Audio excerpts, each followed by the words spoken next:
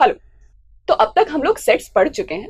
अब आगे जाके हमें ये देखना है कि कभी भी हमारे पास दो सेट्स हो तो उन दोनों के बीच में क्या क्या रिलेशंस पॉसिबल हैं, क्या क्या फंक्शंस पॉसिबल हैं, राइट। तो जब भी हम दो सेट्स की बात करेंगे हमें हमेशा पता होना चाहिए कि उनके एलिमेंट्स को हम किस तरह से रिप्रेजेंट करें ताकि हमें पता हो कि कौन सा एलिमेंट किस सेट में से आ रहा है। For this purpose we will extensively use the concept of ordered pairs. अब ऑर्डर्ड पेयर क्या होता है? हमारा ordered pair is always a pair of two different elements. हमारे पास दो एलिमेंट्स होंगे सच दैट पहला जो एलिमेंट है वो सेट ए में से है और दूसरा किसी सेट बी में से है।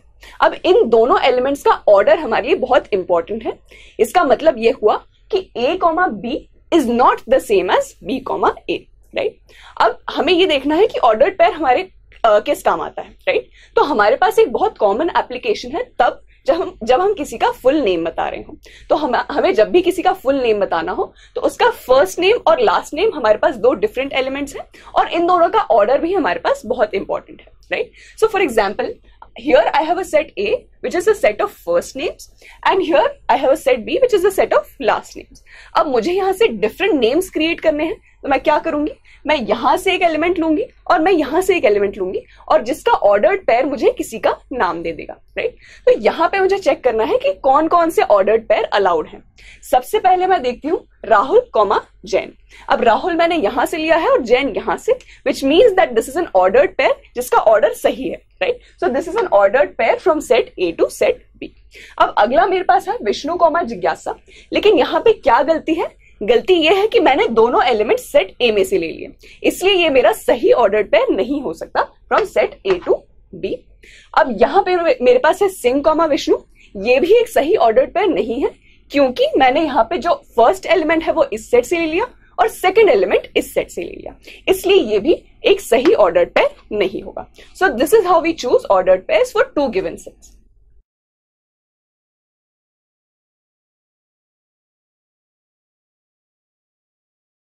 तो अब हम देखते हैं कि हमें सेट ए और बी को यूज करके कितने सारे पॉसिबल नाम बना सकते हैं, राइट। सबसे पहले हम राहुल और एक सिंह का कॉम्बिनेशन बना सकते हैं जो मैंने यहाँ पे लिखा है। उसके बाद मैं राहुल और जैन का कॉम्बिनेशन बना सकती हूँ which I have written here. Similarly मैं विष्णु को भी सिंह और जैन के साथ कंबाइन कर सकती हूँ जो मैंने यहाँ लिखा है, और मैं फाइनली जिज्ञासा को भी सिंह और जैन के साथ कंबाइन कर सकती हूँ। So in total I got 6 different combinations of ordered pairs, right. तो अब यहाँ पे मैंने ये देखा कि मैं इस दो सेट को यूज करके बहुत सारे डिफरेंट ऑर्डर्ड पेयर्स बना सकती थी और मैंने उन सारे ऑर्डर्ड पेयर्स को यहाँ पे लिस्ट डाउन कर दिया। इसी चीज को हम एक्चुअली कहते हैं the Cartesian product between two sets. So what is the Cartesian product? If I have set A and set B तो मैं A क्रॉस B को कार्टेशियन प्रोडक्ट बोलूंगी which will be nothing but the set of all the possible ordered pairs A comma B, जहां पे A को मैंने set A में से लिया है और B को मैंने सेट B में से लिया है, राइट। तो this is the maximum possible number of ordered pairs. इन सारे ऑर्डर्ड पेयर्स के सेट को मैं कहूंगी Cartesian product of two sets.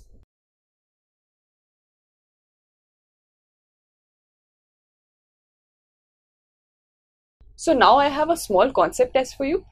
यहाँ पे मेरे पास है कोई एक सेट A जिसके अंदर नंबर ऑफ एलिमेंट्स है 100 और मेरे पास एक और सेट है सेट B जिसके अंदर नंबर ऑफ एलिमेंट्स है 50। अब मुझे ये फाइंड करना है कि अगर मैं A क्रॉस B ये कार्टेशियन प्रोडक्ट लूंगी तो उसके अंदर नंबर ऑफ एलिमेंट्स या नंबर ऑफ ऑर्डर्ड पेयर्स कितने पॉसिबल हैं, right. You have 4 options 150, 10,000, 5,000 and 2,500. Please pause the video here.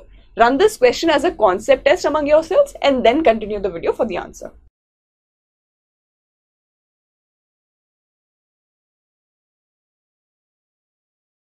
Right? So let us look at the answer.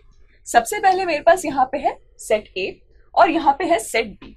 अब मुझे ऑर्डर्ड पेयर्स बनाने हैं तो मुझे करना क्या है, मुझे सेट A का हर एलिमेंट लेना है और उसको एक एक करके सेट B के हर एलिमेंट से मैच करना है, राइट। सो मैंने सबसे पहले सेट A का फर्स्ट एलिमेंट लिया तो I can make 50 different ordered pairs, one with each element of set B। तो इस फर्स्ट एलिमेंट के लिए मैंने 50 ऑर्डर्ड पेयर्स बना दी। अब मैं सेकंड एलिमेंट लूंगी, उसके लिए भी similarly 50 different ordered pairs possible है, राइट। सिमिलरली मैं सारे 100 एलिमेंट्स के लिए हर बार 50 डिफरेंट ऑर्डर्ड पेयर्स बना सकती हूँ। So what I have done here is I have made 50 ordered pairs, a total of 100 times. मैं 100 बार ऐसा कर सकती थी. So the number of ordered pairs I have created is finally 100 times 50, which is nothing but 5000, right? तो हमारा right answer यहाँ पे 5000 है। अब यहां से हम क्या कंक्लूड कर सकते हैं? हम ये कंक्लूड कर सकते हैं कि जो हमारे total number of possible ordered pairs थे which actually represent the Cartesian product, उसका नंबर क्या होगा? It will be number of elements of A times the number of elements of B, जो यहाँ पे था 100 times 50, right? So this is your conclusion here. This is how you find the number of ordered pairs in the Cartesian product.